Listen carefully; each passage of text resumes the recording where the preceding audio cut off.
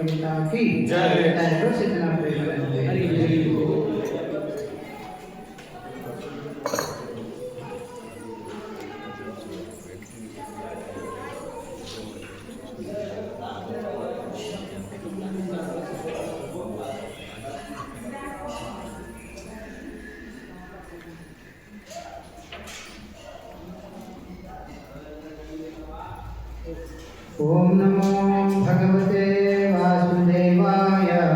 ओम नमो भगवते वासुदेवाय। ओम नमो भगवते वासुदेवाय। ओम नमो भगवते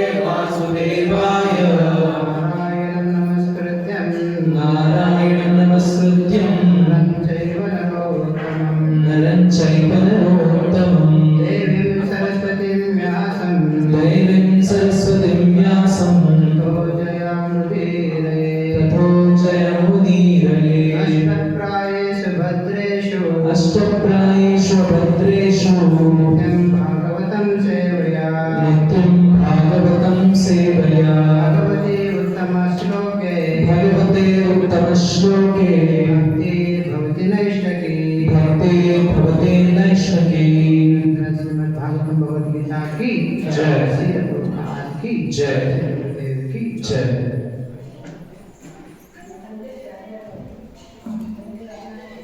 ಹರೇ ಕೃಷ್ಣ. ಎಲ್ಲರಿಗೂ ಈ ಭಾನುವಾರದ ಸಂಡೇ ಕಾರ್ಯಕ್ರಮ ಪ್ರೋಗ್ರಾಮ್ಗೆ ಬಂದಿರತಕ್ಕಂಥ ಎಲ್ಲ ಭಕ್ತರಿಗೂ ಹೃತ್ಪೂರ್ವಕವಾದಂಥ ಅಭಿನಂದನೆಗಳು. ಹಾಗೆ ನಿಮ್ಮೆಲ್ಲ ನೋಡಿ ತುಂಬ ಖುಷಿ ಆಗ್ತಾ ಇದೆ. ಇಲ್ಲಿ ತುಂಬ ಸುಂದರವಾದಂಥ ಒಂದು ಮಂದಿರವನ್ನು ಕಟ್ಟಿದ್ದೀರಾ. ಹಾಗೆ ನಮ್ಮ ಶ್ರೀ ಗುರುಜಿಯವರು ಅವರು ಬಹಳ ಹೇಳಿದರು ನನಗೆ ದೇವಸ್ಥಾನವನ್ನು ಹೇಗೆ ಕಟ್ಟಿದ್ವಿ ಅಂತ. ಅದಕ್ಕೆ ತುಂಬಾ ಒಂಥರ ಆಶ್ಚರ್ಯ ಅನ್ನಿಸ್ತು. ನಾವು ಅಂದ್ಕೊಳ್ತೀವಿ ಇಷ್ಟು ದೂರ ಹೇಗೆ ಬರ್ತಾರೆ ಅಂದರೆ ನಮ್ಮಲ್ಲಿ ಶುದ್ಧವಾದಂಥ ಒಂದು ಪ್ರೇಮ ಭಗವಂತನಿಗೋಸ್ಕರ ಮಾಡ್ತೀವಿ ಅಂತಂತ ಒಂದು ಆಸೆ ಇಚ್ಛೆ ಇದ್ದರೆ ಅದನ್ನು ಭಗವಂತ ಖಂಡಿತ ಈಡೇರಿಸಬೇಕಿಲ್ಲ. ತುಂಬ ತುಂಬ ಧನ್ಯವಾದಗಳು. ನನಗೆ ಅಷ್ಟೊಂದು ಶಕ್ತಿ ಸಾಮರ್ಥ್ಯ ಇಲ್ಲ ಕ್ಲಾಸ್ ಮಾಡೋದಕ್ಕೆ. ಬಟ್ ಪ್ರಭುಗಳನ್ನು ರಿಕ್ವೆಸ್ಟ್ ಮಾಡಿಕೊಂಡ್ರು.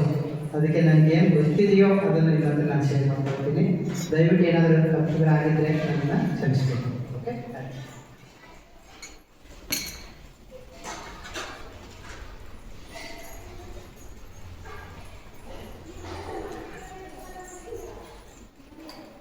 ಇವತ್ತು ಪ್ರಭುಗಳು ನನಗೆ 12ನೇ ಅಧ್ಯಾಯ 10ನೇ ಶ್ಲೋಕ ಅದ್ರ ಬಗ್ಗೆ ಚರ್ಚೆ ಮಾಡಿಬಿಟ್ಟಿದ್ದಾರೆ. ಪ್ರಭು ಎಲ್ಲ ರಿಪೀಟ್ ಮಾಡಿದ್ರೆ ನಾವು ಹೇಳ್ಬಿಟ್ಟು ಕಂಟಿನ್ಯೂ ಸ್ಟಾರ್ಟ್ ಮಾಡೋಣ. ರಿಪೀಟ್ ಮಾಡ್ತೀವಿ. ರಿಪೀಟ್ ಮಾಡ್ತೀವಿ. ಹಾಗೆ ಶ್ಲೋಕ ಎಲ್ಲ ರಿಪೀಟ್ ಮಾಡೋಣ. ಭಗವದ್ಗೀತಾ ಅಧ್ಯಾಯ 12 ಶ್ಲೋಕ ಸಂಖ್ಯೆ 10. ಓಕೆ. अभ्यास अपि असमर्थ अभ्यास अपि असमर्थ अभ्यास अपि असमर्थ अभ्यास अपि असमर्थ असिमत्कर्म परमाभव असिमत्कर्म परमा भव असिमत्कर्म परमं भव असिमत्कर्म परमो भव मत्कर्तम् अपि कर्माणि मदर्थमपि कर्माणि मत्कर्तमपि कर्माणि मदर्थमपि कर्माणि कुर्वन् सिद्धिम् अवाप्स्यसि कुर्वन् सिद्धिम् अवाप्स्यसि कुर्वन् सिद्धिम् अवाप्स्यसि कुर्वन् सिद्धिम् अवाप्स्यसि अभ्यास अपि असमर्थ अभ्यासे अपि असमर्थ असिमत्कर्म परमं भव असिमत्कर्म परमो भव मत्कर्तम् अपि कर्माणि मदर्थमपि कर्माणि कुर्वन् सिद्धिम् अवाप्स्यसि कुर्वन् सिद्धिम् अवाप्स्यसि अभ्यास अपि असमर्थ अभ्यासमपि असमर्थ असिमत्कर्म परमं भव असिमत्कर्मो परमं भव मत्कर्तम् अपि कर्माणि मदर्थमपि कर्माणि कुर्वन् सिद्धिम् अवाप्स्यसि कुर्वन् सिद्धिम् अवाप्स्यसि अभ्यासे अपि असमर्थो अभ्यास अपि असमर्थो असिमत्कर्म परमो भव असिमत्कर्म परमं भव मदर्थमपि कर्माणि मत्कर्तमपि कर्माणि मदर्थमपि कर्माणि कुर्वन् सिद्धिम् अवाप्स्यसि कुर्वन् सिद्धिम् अवाप्स्यसि कुर्वन् सिद्धिम् अवाप्स्यसि कुर्वन् सिद्धिम् अवाप्स्यसि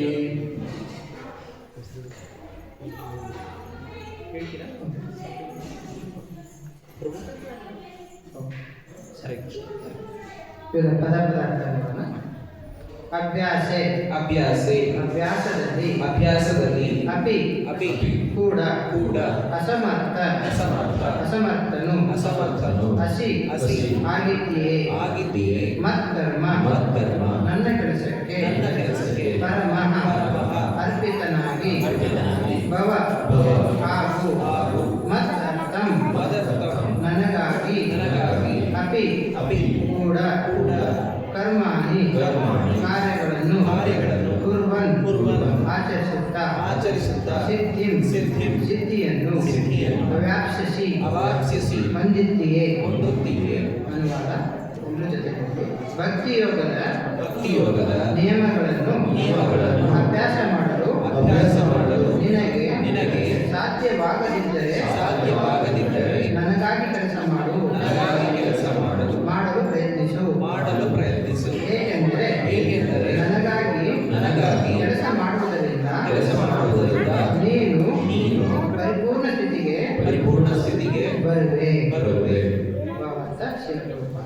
ಜಯಶ್ರೀ.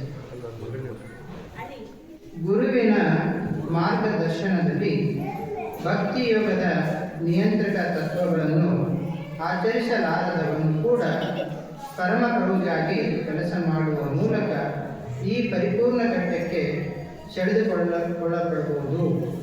ಈ ಕೆಲಸವನ್ನು ಮಾಡುವುದು ಹೇಗೆ ಎನ್ನುವುದನ್ನು 11ನೇ ಅಧ್ಯಾಯದ 55ನೇ ಶ್ಲೋಕದಲ್ಲಿ ಹೇಳಿದೆ.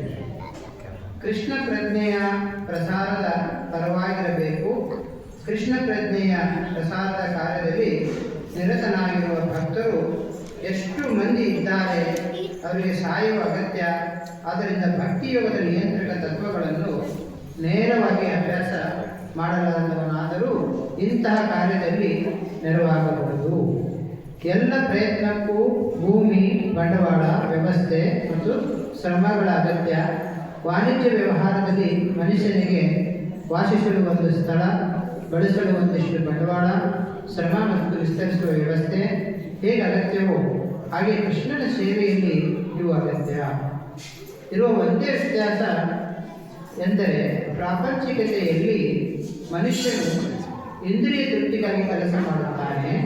ಇದೇ ಕೆಲಸವನ್ನು ಕೃಷ್ಣನ ತೃಪ್ತಿಗಾಗಿ ಮಾಡಬಹುದು ಮತ್ತು ಅದು ಆಧ್ಯಾತ್ಮಿಕ ಚಟುವಟಿಕೆಯಾಗುತ್ತದೆ.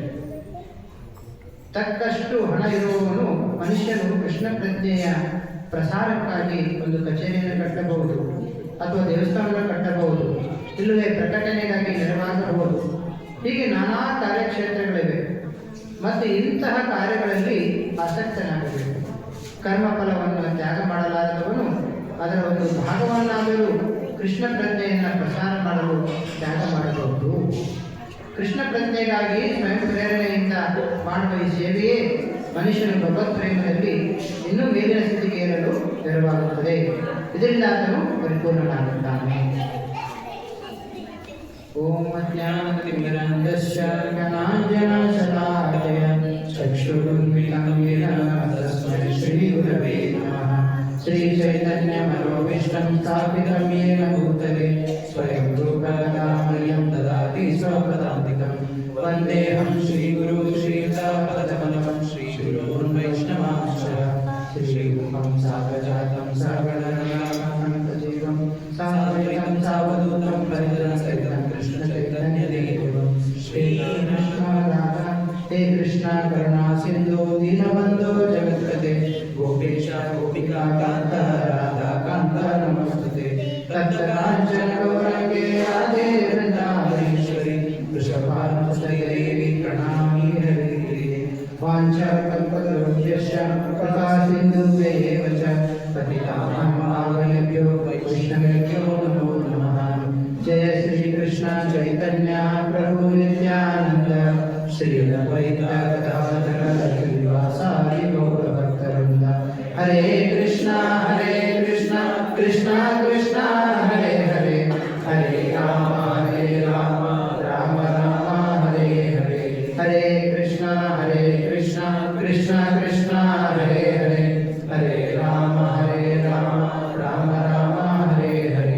ಹರೇ ಕೃಷ್ಣ ಕೃಷ್ಣ ಕೃಷ್ಣ ಹರೇ ಹರೇ, ಹರೇ ರಾಮ ರಾಮ ರಾಮ ಹರೇ ಹರೇ.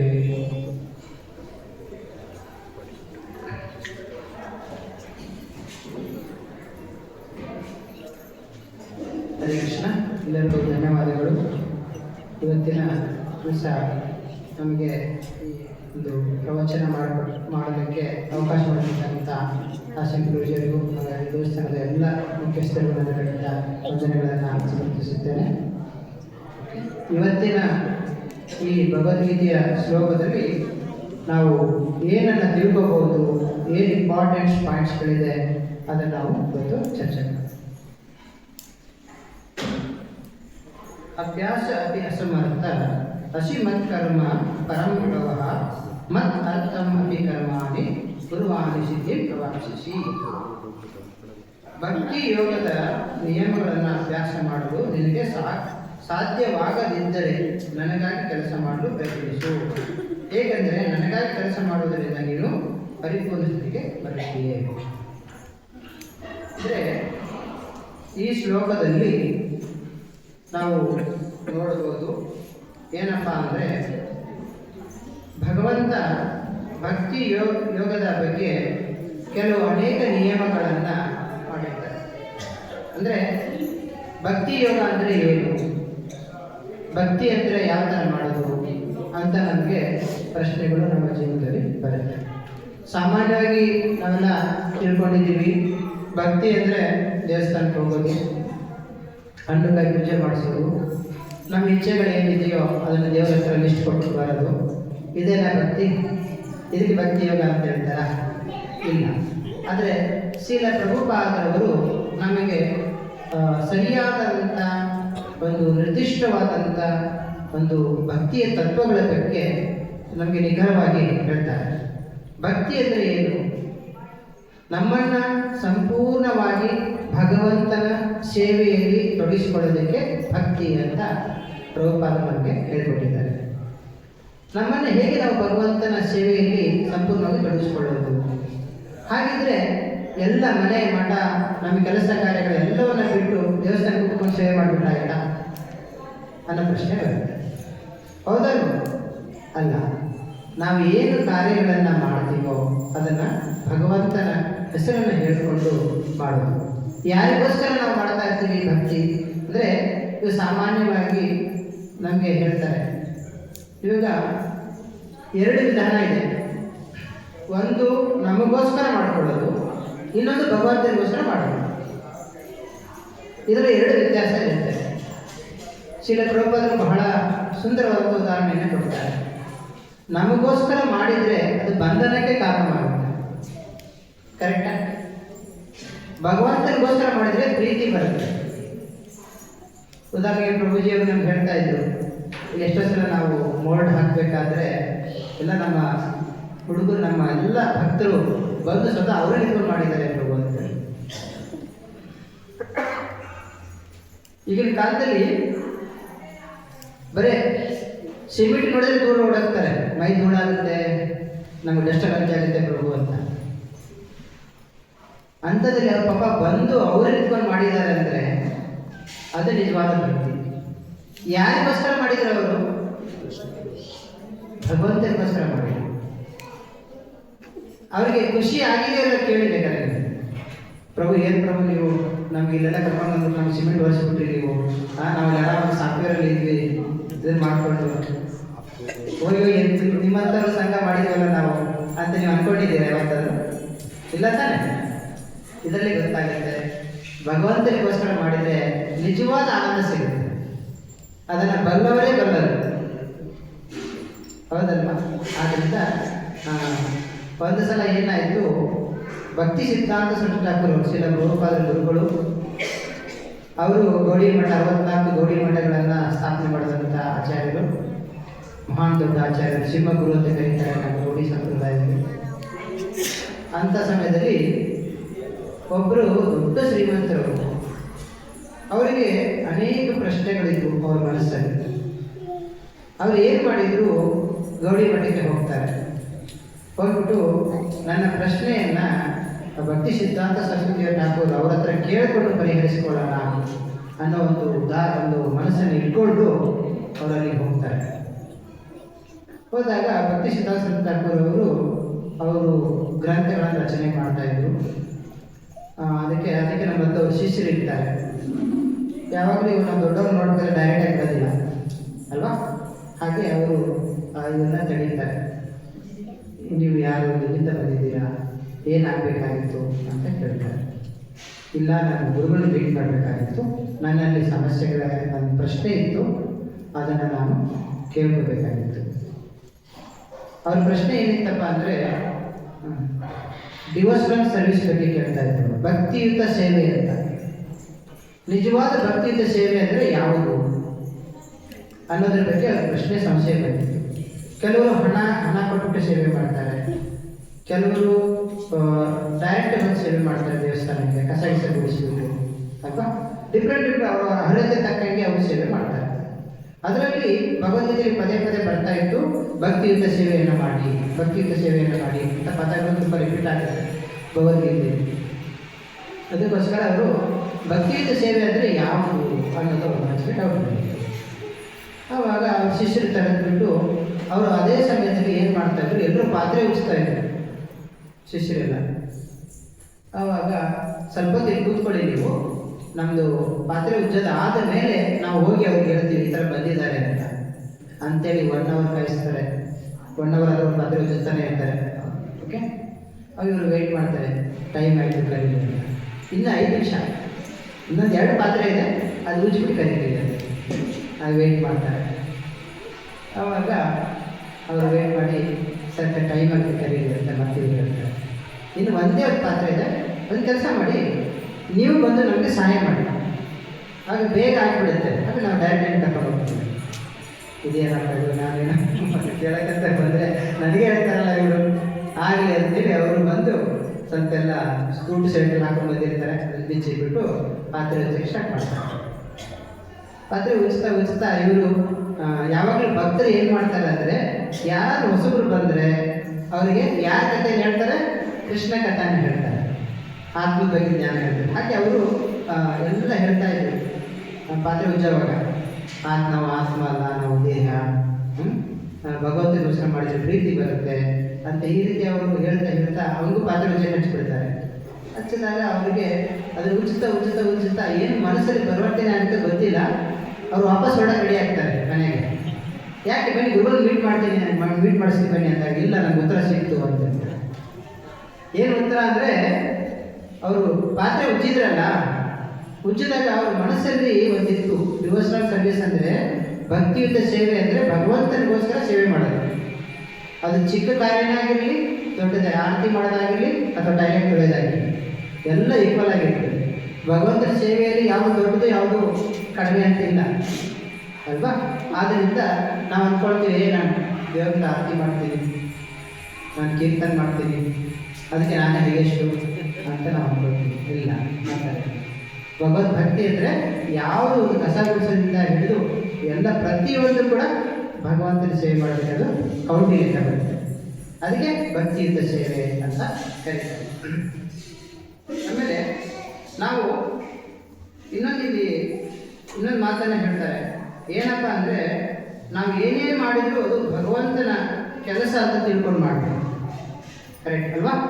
ಸಾಮಾನ್ಯವಾಗಿ ನಾವು ಏನು ಮಾಡ್ತೀವಿ, ನಮ್ಮ ಕೆಲಸ ಅಂತ ನಾವು ಮಾಡ್ತೀವಿ. ಅದರಿಂದ ಕೆಲಸ ಮಾಡಿಸ್ಕೊಳ್ಳೋ ಯಜಮಾನಿಗೂ ತೃಪ್ತಿ ಇಲ್ಲ, ಕೆಲಸ ಮಾಡೋದಕ್ಕೂ ತೃಪ್ತಿ ಇಲ್ಲ.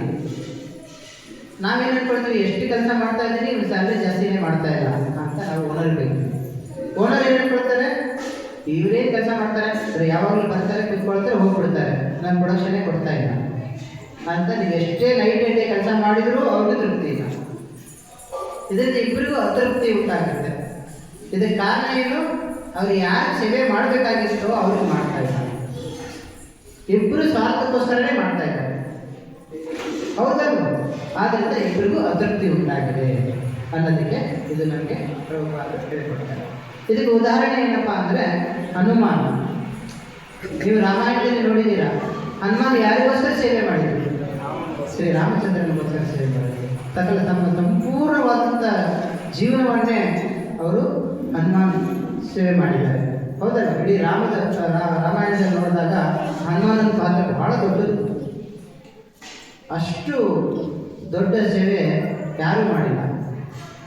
ಅದಕ್ಕೆ ಅವರು ಹೇಳ್ತಾ ಇದ್ರು, ಸೇವೆಯಲ್ಲಿ ಎಷ್ಟು ಉತ್ಸಾಹ ಇತ್ತು ಅಂದರೆ ಹನುಮಾನಿಗೆ ಒಂದು ಸಣ್ಣ ಉದಾಹರಣೆಯನ್ನು ರಾಮಾಯಣದಲ್ಲಿ ವರ್ಣನೆ ಮಾಡ್ತಾರೆ. ನೀವು ಹನುಮಾನ್ ನೋಡಿದ್ದೀರಾ, ಅವ್ರು ಯಾವಾಗಲೂ ಕೆಂಪು ಕಲರ್ ಹಚ್ಕೊಂಡಿರ್ತಾರೆ, ಹೌದಲ್ಲ? ಹನುಮಾನು ಸದಾಕಾಲ ಯೋಚನೆ ಮಾಡ್ತಾ ಇದ್ರು, ಶ್ರೀರಾಮಚಂದ್ರ ಪ್ರಭುವಿನ ಸೇವೆಯನ್ನು ನಾನು ನಿರಂತರವಾಗಿ ಮಾಡಬೇಕು ಅಂತ. ಅವರು ಸಂಜೀವನಿ ತರಕ ಮತ್ತು ಅಯೋಧ್ಯೆ ಅಲ್ಲೆಲ್ಲ ಹೋದಾಗ ಇಲ್ಲಿ ಬರುವಾಗ ಅಷ್ಟೊತ್ತಿಗೆ ಎಲ್ಲರೂ ರಾಮನ ಸೇವೆ ಎಲ್ಲರೂ ತೊಗೊಂಡ್ಬಿಟ್ಟಿದ್ರು. ಎಲ್ಲ ಜಾಂಬವಂತರು ಎಲ್ಲ ಒಬ್ಬ ಏನು ವಾಣರಿದ್ರಲ್ಲ, ಎಲ್ಲರೂ ಹಂಚ್ಕೊಂಡ್ಬಿಟ್ಟಿದ್ರು ಸೇವೆನ. ಹನುಮಾನ್ ಬಂದು ಕೇಳ್ತಾರೆ, ನಾನೇನು ಸೇವೆ ಮಾಡಬೇಕು? ಇಲ್ಲ ಎಲ್ಲ ಅಲಾಟ್ ಮಾಡಿ ಆಯಿತು, ನೀವು ಯಾವ ಸೇವೆ ಬೇಕು ಹನುಮಾನ್. ಅವಾಗ ಅವರೆಲ್ಲ ಲಿಸ್ಟ್ ಚೆಕ್ ಮಾಡ್ತಾರೆ. ರಾತ್ರಿ ಮಲ್ಕೊಳ್ಳೋವಾಗ ಶ್ರೀರಾಮಚಂದ್ರ ಮಲ್ಕೊಳ್ತಾರಲ್ಲ, ಆ ಸಮಯದಲ್ಲಿ ರಾಮನಿಗೆ ಗಾಳಿ ಬೀಸಬೇಕು, ಆ ಸೇವೆ ಖಾಲಿ ಇತ್ತು. ಇದನ್ನು ನಾನು ಈ ಸೇವೆ ಮಾಡ್ತೀನಿ ಅಂತ ಹನುಮಾನ್ ಹೇಳ್ತಾರೆ. ಆವಾಗ ಇಲ್ಲ ಆ ಸೇವೆ ಕೂಡ ಅಲಾಟ್ ಆಗಿದೆ ಅಂತ ಹೇಳ್ತಾರೆ. ಅದನ್ನು ಯಾರು ತಗೊಂಡಿದ್ದಾರೆ ಅಂತ ಹೇಳ್ತಾರೆ, ಸೀತಾಮಾತಾ ತಗೊಂಡಿದ್ದಾರೆ. ಈಗ ನೈಟ್ ಪತಿ ಜೊತೆಲಿ ಯಾರು ಇರ್ತಾರೆ, ಸೀತಾಮಾತಾ ಇರ್ತಾರೆ. ಆವಾಗ ಸೀತಾಮಾತಾ ಹತ್ರ ಬಂದು ಹನುಮಾನ್ ಕೇಳ್ತಾರೆ, ನನಗೆ ಆ ಸೇವೆ ಬೇಕು, ದಯವಿಟ್ಟು ಬಿಟ್ಟುಕೊಡಿ ಅಂತ. ಇಲ್ಲೆಲ್ಲ ಅದೆಲ್ಲ ಗೊತ್ತಾಗಲ್ಲ, ಅದು ಪತಿವ್ರತರು ಮಾತ್ರನೇ ಆ ಸೇವೆ ಮಾಡೋದು. ರಾತ್ರಿ ಟೈಮಲ್ಲಿ ಗಂಡ ಜೊತೆಲಿ ಹೆಂಡ್ತಿನೇ ಇರಬೇಕು, ನೀವು ಯಾರು ಮಾಡೋಕ್ಕಾಗಲ್ಲ ಅಂತ ಹೇಳ್ತಾರೆ. ನೋಡಿ ನಾನು ಸಿಂಧೂರ ನೋಡು ಕೆಂಪು ಕಲರ್ ಇದೆ ಅಂತ ಸೀತಾಮಾತಾ ತೋರಿಸ್ತಾರೆ. ಪತಿವ್ರತೆ ಸಿಂಧೂರ ಅಂದರೆ ಅದನ್ನ ಹಚ್ಕೊಂಡ್ರೆ ಬಿಡ್ತೀರಾ ನೀವು, ಆಗ ಬಿಡ್ತೀರಾ ನನಗೆ ಸೇವೆ ಅಂತ ಹೇಳ್ಬಿಟ್ಟು ಹನುಮಾನ್ ಹೋಗ್ಬಿಟ್ಟು ಫುಲ್ಲು ಕೆಂಪು ಕಲರ್ ಹಚ್ಕೊಳ್ತಾರೆ ಮಕ್ಕಳಿಗೆ. ಅದಕ್ಕೆ ನೀವು ಇವಾಗ ಕೆಂಪು ಕಲರ್ ತಿನ್ನಕ್ಕೆ ಹಾಕ್ಸ್ತಾರೆ ಹನುಮಾನ್ಗೆ. ಆ ಥರ ಅಷ್ಟು ಒಂದು ಸೇವೆಯನ್ನು ಮಾಡೋ ಉತ್ಸಾಹ ಯಾರಿಗೆ, ಹನುಮಾನ್. ಆ ರೀತಿ ನಾವು ಕೂಡ ಭಗವಂತನ ಸೇವೆಯನ್ನು ಮಾಡೋದಕ್ಕೆ ಸದಾ ಮುಂದಿರಬೇಕು. ಅಯ್ಯೋ ನನಗೆ ಯಾಕಪ್ಪ ಹೇಳ್ತಾರೆ ಇವರು, ತಪ್ಪಿಸ್ಕೊಂಡ್ಬಿಡೋಣ, ಇನ್ನೊಂದು ಹಬ್ಬ ಹೇಳ್ಕೊಂಡು ಬಿಡ್ಬಿಡೋಣ ಅಂತ ಮಾಡಿದರೆ ಅದು ನಮ್ಮ ಸೇವೆ ಆಗೋದಿಲ್ಲ. ಒಪ್ಕೊಳ್ತೀರಾ ಇದನ್ನ? ಆದ್ದರಿಂದ ನಾವು ನಿರಂತರವಾಗಿ ಭಗವಂತನ ಸೇವೆಯಲ್ಲಿ ನಾವು ನಿರತರಾಗಿರಬೇಕು. ಆಮೇಲೆ ಇನ್ನು ಇವರು ಸಂತ ತುಕಾರಾಮ್ ಮಹಾರಾಜರ ಕಥೆಯನ್ನು ನೀವು ಕೇಳಿದ್ದೀರ. ಸಂತ ತುಕಾರಾಮ್ ಗೊತ್ತಲ್ವ ನಿಮಗೆ?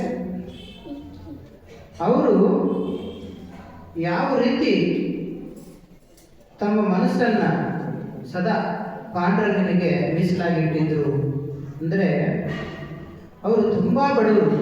ಆ್ಯಕ್ಚುಲಿ ಸ್ಟಾರ್ಟಿಂಗಲ್ಲಿ ನಾವೆಲ್ಲ ಅವ್ರ ಮನೆಗೆ ಹೋಗಿದ್ವಿ, ದೇವಹಳ್ಳಿ ಬರುತ್ತೆ. ಅಲ್ಲಿ ಹೋದಾಗ ಅವರು ಫಸ್ಟ್ ದೊಡ್ಡ ಶ್ರೀಮಂತರ ಇದ್ದರು ತುಕಾರಾಮ್ ಮಹಾರಾಜರು. ಆದರೆ ಕೆಲವರು ಮೋಸ ಮಾಡಿ ಎಲ್ಲ ಆಸ್ತಿಯನ್ನು ಕಸ್ಕೊಂಡ್ಬಿಡ್ತಾರೆ. ಹೀಗಾಗಿ ಅವರು ತುಂಬ ಬಡವರಾಗ್ತಾರೆ. ಆವಾಗ ಅವರ ಮನೆಯಲ್ಲಿ ತುಂಬ ಬಡತನ ಇರ್ತದೆ. ಆವಾಗ ಅವರ ಹೆಂಡತಿ ಜಿಜಾಬಾಯಿ ಅವ್ರಿಗೆ ಹೇಳ್ತಾರೆ, ನಮ್ಮ ಮನೆಯಲ್ಲಿ ನಮ್ಮ ತಂದೆ ಹತ್ರ ಹೇಳಿಬಿಟ್ಟು ಸ್ವಲ್ಪ ಏನಾದರೂ ದವಸ ಧಾನ್ಯಗಳನ್ನು ಇಸ್ಕೊಂಡು ಬರ್ತೀನಿ, ಅದನ್ನು ನೀವು ಸೇಲ್ ಮಾಡಿ ಅದರಿಂದ ಸ್ವಲ್ಪ ಬಂದಂಥ ದುಡ್ಡಲ್ಲಿ ಜೀವನ ನಡೆಸಿ ಅಂತೇಳಿ ಅವ್ರ ಮಾವ ಏನು ಮಾಡ್ತಾರೆ, ಒಂದು 5 ಮೂಟೆಯನ್ನು ಮೆಣಸಿನ್ಕಾಯಿ ಮೂಟೆಯನ್ನು ಕಳಿಸ್ಕೊಡ್ತಾರೆ. ಆವಾಗ ಎತ್ತಿನ ಬಂಡಿಗೆ ಹಾಕೊಂಡು ಬರ್ತಾರೆ. ಹಾಕೊಂಡು ಬಂದು ಅವ್ರ ಹೆಂಡತಿ ಹೇಳ್ತಾರೆ, ತುಕಾರಾಮ್ ಮಹಾರಾಜರ ಹೆಂಡತಿ ಜಿಜಾಬಾಯಿ ಹೇಳ್ತಾರೆ, ಇದನ್ನು ತೊಗೊಂಡೋಗಿ ನೀವು ಮಾರ್ಕೆಟಿಗೆ ಸೇಲ್ ಮಾಡಿ, ಅವಾಗ ಬಂದಂಥ ಹಣದಲ್ಲಿ ನಾವು ನಮ್ಮ ಸ್ವಲ್ಪ ಸಂಸಾರ ನಡೆಸೋಣ ಅಂತ ಹೇಳಿದಾಗ, ಆಯಿತು ಪಾಂಡುರಂಗ ಇಚ್ಛೆ ಅಂತ ಹೇಳಿ ಅದನ್ನು ಎತ್ತಿನ ಬಂಡಿಗೆ ಹಾಕ್ಕೊಂಡು ಮಾರ್ಕೆಟ್ಗೆ ಹೋಗ್ತಾರೆ. ಮಾರ್ಕೆಟ್ಗೆ ಹೋಗಿ ಒಂದು ದೊಡ್ಡ ಮರ ಇರ್ತದೆ, ಆ ಮರದ ಕೆಳಗಡೆ ಎಲ್ಲ ಮೂಟೆಗಳನ್ನು ಇಟ್ಟುಬಿಡ್ತಾರೆ. ಇಟ್ಟುಬಿಟ್ಟು ಇವರು ತಾಳ ತಂಬೂರಿ ಇಟ್ಕೊಂಡು ವಿಠಲ ವಿಠಲ ವಿಠಲ ವಿಠಲ ಅಂತ ಕಣ್ಣಿಸ್ಕೊಂಡು ಧ್ಯಾನ ಮಾಡೋಕ್ಕೆ ಸ್ಟಾರ್ಟ್ ಮಾಡ್ತಾರೆ. ಆಮೇಲೆ ಕೆಲವರು ಫಸ್ಟೇ ಕೇಳ್ತಾರೆ, ಇದು ರೇಟ್ ಎಷ್ಟು ಅಂತ ಕೇಳ್ತಾರೆ. ಆವಾಗ ನಿಮ್ಗೆ ಏನು ಇಚ್ಛೆ ಬಂದಿದೆ ಅಷ್ಟು ಕೊಟ್ಟು ತೊಗೊಂಡು ಹೋಗ್ರಿ ಅಂತ, ಇದೇ ನಾನು ರೇಟ್ ಹೇಳೋದು ಅಂತ ತುಕಾರಾಮ್ ಮಹಾರಾಜರು ಹೇಳ್ತಾರೆ. ಕೆಲವರು 5 ರೂಪಾಯಿ ಇಟ್ಟು ಒಂದು ಮೂಟೆ ಎತ್ಕೊಂಡು ಹೋಗ್ತಾರೆ. ಕೆಲವರು 10 ರೂಪಾಯಿ ಇಟ್ಟು 2 ಮೂಟೆ ಎತ್ಕೊಂಡು ಹೋಗ್ತಾರೆ. ಕೆಲವರು 1 ಪೈಸೆ ಇಟ್ಬಿಟ್ಟು 3 ಮೂಟೆ ಎತ್ಕೊಂಡು ಹೋಗ್ತಾರೆ. ಇನ್ನು ಕೆಲವರು ರೌಡಿ ಬರ್ತಾನೆ, ಅವ ಏನು ಕೊಡೋದಿಲ್ಲ, ಹಂಗೆ ಎತ್ಕೊಂಡು ಹೋಗ್ಬಿಡ್ತಾರೆ. ಇವರು ಕಣ್ಬಿಟ್ಟು ನೋಡ್ತಾರೆ, ವಿಠಲ ವಿಠಲ ವಿಠಲ ಅಂದ್ಬಿಟ್ಟು ಅವರು ನೋಡ್ತಾನೆ ಇಲ್ಲ, ಇಟ್ಬಿಟ್ಟು ಧ್ಯಾನದಲ್ಲಿ ಕುತ್ಕೊಂಡ್ಬಿಟ್ಟು ವಿಠಲ ನಾಮಸ್ಮರಣೆ ಮಾಡ್ತಾ ಮಾಡ್ತಾ ಮಾಡ್ತಾ ಮೈ ಬರೆದು ಕುತ್ಕೊಂಡ್ಬಿಡ್ತಾರೆ. ಆವಾಗ ಮಾರ್ಗದರ್ಶ ತಂದುಬಿಡ್ತಾರೆ. ಇವರು ಬಿಟ್ಟು ನೋಡ್ತಾರೆ, ಎಲ್ಲ ಖಾಲಿ. ಅಲ್ಲಿ ಕೇವಲ ಕಲೆಕ್ಷನ್ ಆಗಿರುತ್ತೆ ಎಷ್ಟು ದುಡ್ಡು, ಒಂದು ಎಲ್ಲ ಸೇರಿದ್ರೆ ಒಂದು 5, 10, 15 ರೂಪಾಯಿ, 12 ರೂಪಾಯಿ ಅವಾಗ ಪೈಸೆ ಲೆಕ್ಕ ಇತ್ತು. ಎಲ್ಲ ಸೇರಿ ಒಂದು 10 ರೂಪಾಯಿ ಆಗ್ಬೋದು ಅಷ್ಟೇ. ಅದನ್ನು ಫಿಕ್ಸ್ ಇರ್ಬೋದು, ಅದು ಎತ್ಕೊಂಡು ಹೋಗಿರ್ತಾರೆ. ಅದು ಕೂಡ ಎತ್ಕೊಂಡು ಹೋಗಿರ್ತಾರೆ, ಬಂದಿರೋ ದುಡ್ಡಲ್ಲೂ ಎತ್ಕೊಂಡು ಹೋಗಿರ್ತಾರೆ. ಆವಾಗ ತುಕಾರಾಮ್ ಮಹಾರಾಜರಿಗೆ ಬಹಳ ಚಿಂತೆ ಆಯಿತು. ಮನೇಲಿ ಹೆಂಡತಿ ಹೋದರೆ ನಾನು ಬಿಡೋದಿಲ್ಲ ಅಂತ ಹೇಳಿ ಅವರು ಬಹಳ ಎಲ್ಲ ಪಾಂಡುರಂಗ ಇಚ್ಛೆ ಏನಾಗುತ್ತೋ ಆಗಲಿ ಅಂತ ಹೇಳಿ ಅಲ್ಲೇ ಮೈ ಬರ್ತಾರೆ, ಕುತ್ಕೊಂಡ್ಬಿಡ್ತಾರೆ. ಆವಾಗ ಯಾರು ರೌಡಿ ತೊಗೊಂಡೋಗಿದ್ನಲ್ಲ ಅವ್ರ ಮನೆಗೆ ಪಾಂಡುರಂಗ ಏನು ಮಾಡ್ತಾರೆ, ಒಬ್ಬ ದೊಡ್ಡ ಪೈಲ್ವಾನ್ ಥರ ಆಗಿಬಿಟ್ಟು ಹೋಗಿ ನಾನು ಅಲ್ಲಿ ದುಃಖ ಅವರು ಮರ ಕಳ್ಕೊಂಡಿದ್ದಲ್ಲ ನಿಮ್ಮ ಮೆಣಸಿಗೆ ತುಂಬಿದಲ್ಲ ಅವ್ರು ನನ್ನ ಕಳಿಸಿದ್ದಾರೆ ದುಡ್ಡು ವಸೂಲಿ ಮಾಡ್ಕೊಂಡು ಬಾ. ನನ್ನ ಜಮಾನದಲ್ಲಿ ಇದುವರೆಗೂ ನಾನು ಯಾರಿಗೂ ದುಡ್ಡು ಕೊಟ್ಟಿಲ್ಲ, ಸುಮ್ಮನೆ ಇಲ್ಲಿಂದ ಹೋಗ್ತೀಯೋ ಇಲ್ವೋ ನೀನು ಅಂತ ಅವ್ನು ಹೊಡೆಯಕ್ಕೆ ಹೋಗ್ತಾರೆ. ಯಾವಾಗ ಅವ್ರ ಕೈ ಎತ್ತಾರೋ ಕೈ ಹಂಗೆ ನಿಂತ್ಕೊಂಡ್ಬಿಡ್ತದೆ, ಅವ್ರು ಹೊಡೆಯೋಕ್ಕಾಗಲ್ಲ. ಸ್ವತಃ ಭಗವಂತನೇ ಬಂದಿದ್ದಾರೆ ಪಾಂಡುರಂಗ ವಸೂಲಿ ಮಾಡೋಕ್ಕೆ. ನಾನು ಅವ್ರ ಆಳು ಅಂತ ಹೇಳ್ತಾರೆ, ಅವ್ರ ಆಳು ನಾನು ಕಳಿಸ್ಕೊಟ್ಟಿದ್ದಾರೆ ದುಡ್ಡು ವಸೂಲಿ ಮಾಡೋಕ್ಕೆ ಅಂತ. ಕೊನೆಗೆ ಅವನಿಗೆ ಮೈಯೆಲ್ಲ ತುರಿಕೆ ಬಂದ್ಬಿಡ್ತದೆ, ಬಿದ್ದು ಒದ್ದಾಟ ನೆಲದಲ್ಲಿ ರೌಡಿ ಆದವನು. ಅವಾಗ ಬಂದು ಅವ್ರು ಕಾಲಿಡ್ತಾನೆ, ನೀನು ಎಲ್ಲಿವರೆಗೂ ಅವ್ರಿಗೆ ದುಡ್ಡು ಕೊಡೋದಿಲ್ವೋ ಇದೇ ಥರ ನೀವು ಒದ್ದಾಡ್ತಾ ಇರ್ತೀಯ ಅಂತ ಅವರು ಬಂದವರು ಹೇಳ್ತಾರೆ. ಅವಾಗ ತಕ್ಷಣ ಓಡೋಗಿ ನೀನು ದುಡ್ಡು ಕೊಟ್ಟು ಅವ್ರು ಕಾಲಿಡ್ಕೊ, ಅವಾಗ ನಿಮಗೆ ಈ ಕಾಯಿಲೆ ವಾಸಿ ಆಗುತ್ತೆ ಅಂತ ಹೇಳ್ತಾರೆ. ಅವಾಗ ಅವನು ಹೋಗ್ಬಿಟ್ಟು ಕಳ್ತನ ಮಾಡಿರ್ತಾನಲ್ಲ ಆ ಎಲ್ಲ ದುಡ್ಡು ತಂದು ಕೊಟ್ಟಿರ್ತಾನೆ ತುಕಾರಾಮ್. ಆಮೇಲೆ ಹೀಗೆ ಈ ರೀತಿ ಸ್ವತಃ ಭಗವಂತನೇ ಬಂದು ಎಲ್ಲ ಹತ್ರ ವಸೂಲಿ ಮಾಡಿ ಅವ್ರ ಮನೆಗೆ ಕೊಟ್ಟು ಕಳಿಸ್ತಾನೆ ಕೊಟ್ಟು. ಅದು ಫಸ್ಟೇ ಜಿಜಾಮಯ್ಯ ಮನೆಗೂ ಕೊಟ್ಟು ಬಂದಿರ್ತಾನೆ, ಈ ಥರ ನಿಮ್ಮ ಯಜಮಾನರು ಚೇಂಜ್ ಮಾಡಿದ್ರು ಆ ದುಡ್ಡೆಲ್ಲ ಇಲ್ಲಿ ಬಂದಿದೆ ಅಂತ. ಅಂದರೆ ಇದರ ಅರ್ಥ ಏನು? ನಾವು ಭಗವಂತನಿಗೋಸ್ಕರ ಏನು ಮಾಡ್ತೀವೋ ಅಲ್ಲಿ ಸ್ವತಃ ಯಾರಿರ್ತಾರೆ? ಭಗವಂತನೇ ಇರ್ತಾರೆ. ಆದರೆ ನಾವು ಆ ವಿಶ್ವಾಸ ಇಲ್ಲ ನಮ್ಮಲ್ಲಿ, ನಂಬಿಕೆ ಕಡಿಮೆ ಇದೆ ನಮಗೆ.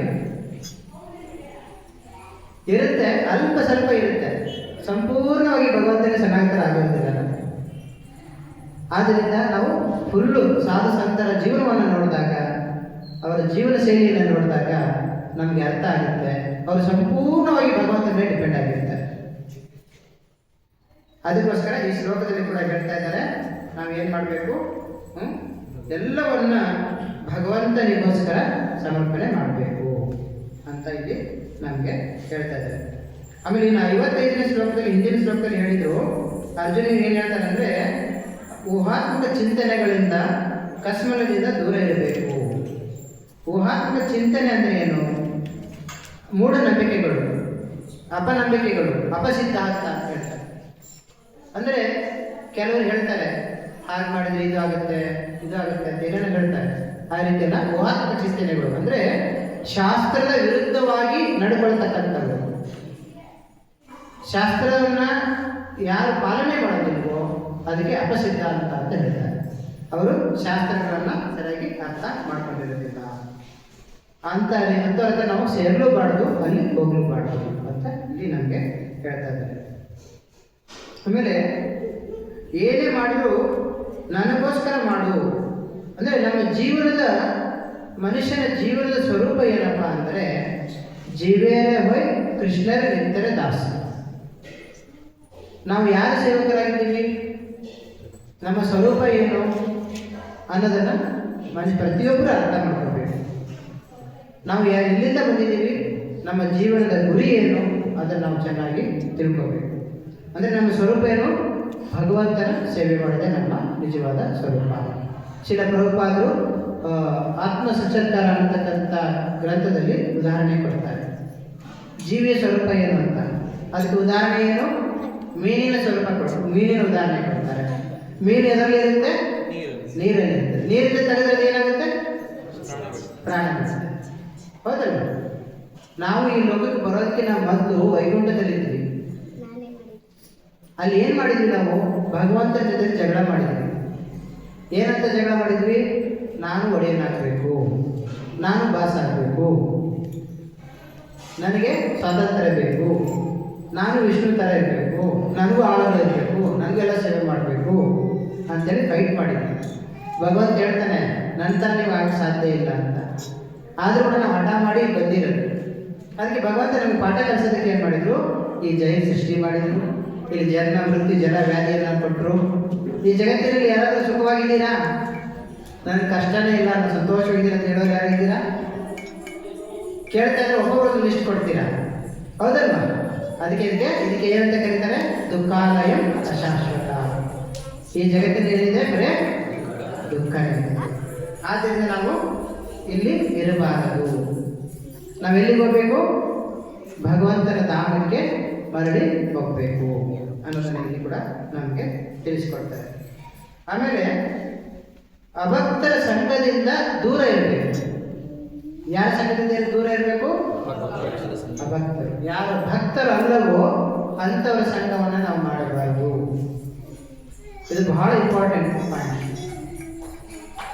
ಯಾಕೆ ಅಂದರೆ ಭಕ್ತಿ ಜೀವನದಲ್ಲಿ ನಮಗೆ ಅನುಕೂಲತೆಗಳು ಇರಬೇಕು. ಅನಾನುಕೂಲತೆಗಳು ಇದ್ದರೆ ಅದು ನಮಗೆ ಸಾಧ್ಯವಾಗುವುದಿಲ್ಲ ಭಕ್ತಿ ಮಾಡಲಿಕ್ಕೆ. ಅದಕ್ಕೆಲ್ಲ ನಮಗೆ 4 ರೆಗ್ಯುಲೇಟಿವ್ ಪ್ರಿನ್ಸಿಪಲ್ಸ್ ನಮ್ಗೆ ಹಾಕಿಕೊಟ್ಟಿರೋದು. ಕಾಫಿ ಟೀ ನಾವು ಬರಬೇಕು, ಅದಲ್ವಾ? ಮದ್ಯಭಕ್ಷಣ ಇದೆಲ್ಲ ನಾವು ದೂರ ಇರಬೇಕು ಅಂತ ಹೇಳ್ತಾರೆ. ಅದಕ್ಕೆ ಉದಾಹರಣೆ ಏನಪ್ಪ ಅಂದರೆ, ನೀವು ಮಹಾಭಾರತದಲ್ಲಿ ನೋಡ್ಬೋದು, ದುರ್ಯೋಧನ ಯಾರ ಸಂಘವನ್ನು ಮಾಡಿದ್ದ? ಶಕುನಿಯ ಸಂಘವನ್ನು ಮಾಡಿದ. ಜಯ ಜಗನ್ನಾಥ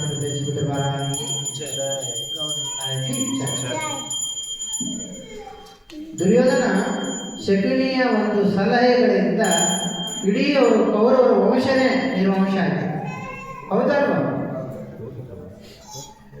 ಶಕುನಿಯವರಿಗೆ ಪ್ರತಿಯೊಂದು ಸಮಯದಲ್ಲೂ ಕೂಡ ಬರೀ ಕೆಟ್ಟ ಒಂದು ಆಲೋಚನೆಯನ್ನು ಅವರಿಗೆ ಹೇಳಿಕೊಡ್ತಾ ಇದ್ರು.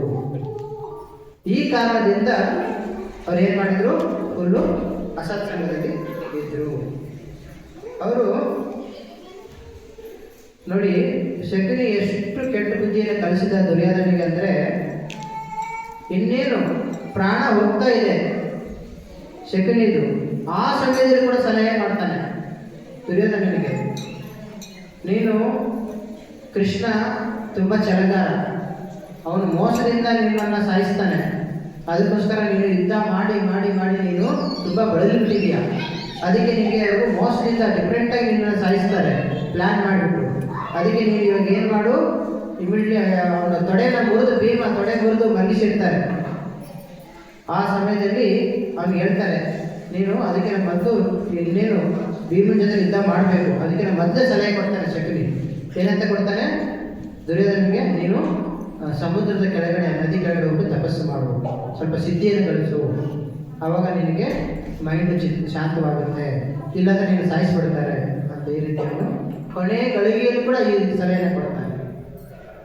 ಅಂದರೆ ನಾವು ಅದಕ್ಕೆ ಹೇಳ್ತಾರೆ, ಅಸತ್ಸಂಗದಿಂದ ನಾವು ದೂರ ಇರಬೇಕು ಅನ್ನತಕ್ಕಂಥ ಮಾತನ್ನು ಕೂಡ ನಮಗೆ ಹೇಳಿಕೊಡ್ತಾರೆ.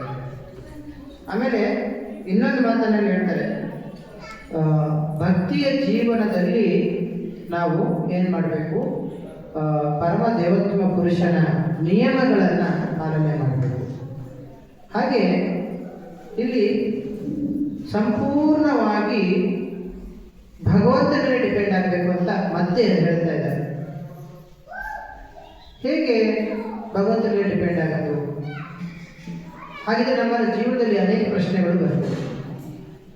ನಾವೆಲ್ಲ ಭಗವಂತಗೋಸ್ಕರ ಮೀಸಲಾಗಿದ್ರೆ ನಮ್ಮ ಜೀವನ ನಡೆಸೋಕ್ಕೆ ಯಾರು ಸಹಾಯ ಮಾಡ್ತಾರೆ? ಯಾರು ಹಣ? ಎಷ್ಟೋ ಜನ ಪ್ರಶ್ನೆ ಮಾಡ್ತಾರೆ ನೋಡಿ, ನೀವು ಪ್ರಚಾರಕ್ಕೆ ಹೋದಾಗ ಕೇಳ್ತಾರೆ, ಎಲ್ಲ ಪ್ರಭು ನಾವೆಲ್ಲ ಕೆಲಸ ಮಾಡ್ತಾ ಇದ್ದೀವಿ, ಎಲ್ಲ ಮಾಡ್ತಾ ಬಿಟ್ಟರೆ ನಮ್ಮ ಮನೆಯಲ್ಲಿ ಕೇಳಿ ಸುಮ್ಮನೆ ಬಿಡ್ತಾರ ನಮಗೆ? ದೇವಸ್ಥಾನಕ್ಕೆ ಹೋಗ್ಬೇಡ ಅಂತ ಹೇಳ್ತಾರೆ, ನಿಮ್ಮ ತಲೆ ವಾಶ್ ಮಾಡಿಬಿಡ್ತಾರೆ ಅಂತ ಈ ರೀತಿಯೆಲ್ಲ ಹೇಳ್ತಾರೆ. ಹೌದಲ್ವ? ಯಂಗ್ಸ್ಟರ್ಗೆಲ್ಲ ಆ ಥರ ಹೇಳ್ತಾರೆ. ಆಮೇಲೆ ಇನ್ನೊಂದು ಹೇಳ್ತಾರೆ, ಭಕ್ತಿ ಜೀವನವನ್ನು ಮಾಡಬೇಕಾದರೆ ನಾವು ಕಷ್ಟಪಟ್ಟು ದುಡಿಬೇಕು. ಎಲ್ಲರೂ ಇಂಜಿನಿಯರ್ ಆಗಿದ್ದಾರೆ, ಡಾಕ್ಟರ್ ಆಗಿದ್ದಾರೆ, ಅಮೇರಿಕ ಹೋಗಿದ್ದಾರೆ, ಬೇರೆ ಬೇರೆ ದೇಶಗಳಿಗೆಲ್ಲ ಹೋಗಿದ್ದಾರೆ. ಅವ್ರು ದೊಡ್ಡ ಸಾಧನೆ ಮಾಡಿದ್ದಾರೆ. ಪಕ್ಕದ ಮನೆಯನ್ನು ನೋಡು, ಎಷ್ಟು ಮನೆ ಬಿಲ್ಡಿಂಗ್ ಮೇಲೆ ಬಿಲ್ಡಿಂಗ್ ಕಟ್ಟಿದ್ದಾರೆ ಅವರು ಅಂತ ನಾವು ಬೇರೆಯವ್ರನ್ನ ನೋಡಿಬಿಟ್ಟು ನಾವು ಅಳತೆ ಹಾಕ್ತೀವಿ. ನಮ್ಮ ಜೀವನದ ಗುರಿ ಏನು?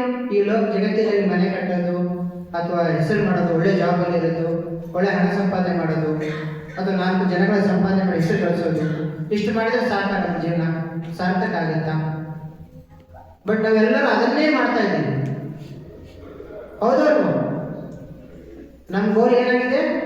ಅದನ್ನೇ ಮಾಡೋದಕ್ಕೆ ಪ್ರಯತ್ನ ಮಾಡ್ತಾ ಇದ್ದೀವಿ. ಒಂದು ಎಜುಕೇಷನ್ ಆಗಿರಲಿ, ಪ್ರತಿಯೊಂದು ಲೋಕಲ್ ಸಿಸ್ಟಮ್ ಆಗಲಿ, ಎಲ್ಲವೂ ಪ್ರತಿಯೊಂದು ಇಂದ್ರಿಯ ದೋಷಣೆಗೋಸ್ಕರನೇ, ನಮ್ಮ ಸ್ವಾರ್ಥಕ್ಕೋಸ್ಕರ ನಾವು ಮಾಡ್ತಾ ಇದ್ದೀವಿ. ಹಾಗಿದ್ರೆ ಇದರಿಂದ ನಾವು ಹೊರಗಡೆ ಬರಬೇಕಾದ್ರೆ ಫುಲ್ಲು ನಾವೇನು ಮಾಡಬೇಕು? ಭಗವಂತನಿಗೆ ಸನ್ನಾಗತರಾಗಬೇಕು. ಇದಕ್ಕೊಂದು ಬೆಸ್ಟ್ ಎಕ್ಸಾಂಪಲ್ ನಾನು ನಿಮಗೆ ಹೇಳ್ತೀನಿ. ಇದು ಎಲ್ಲ ನಡೆದಿರೋ ಘಟನೆ ಜಗನ್ನಾಥಪುರಿಯಲ್ಲಿ. ದಯವಿಟ್ಟು ಎಲ್ಲರೂ ಗಮನ ಇಟ್ಟು ಕೇಳಿ. ಹರೇ ಕೃಷ್ಣ ಕೃಷ್ಣ ಕೃಷ್ಣ ಹರೇ ಹರೇ, ಹರೇ ರಾಮ ರಾಮ ರಾಮ ಹರೇ ಟೈಮ್ ಇದೆಯಲ್ಲ ಇದೆ.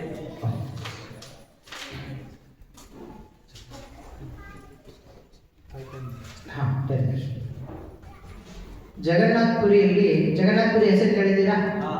ಹಾಂ, ತುಂಬ ಪ್ರಸಿದ್ಧವಾದಂಥ ಸ್ಥಳ ಪುರಿ ಜಗನ್ನಾಥ್. ಅಲ್ಲಿ ಈ ಚಾತುರ್ಮಾಸದಲ್ಲಿ ಎಲ್ಲ ಸಾಧು ಸಂತರು ಒಂದೇ ಕಡೆ ಸೇರ್ತಾರೆ.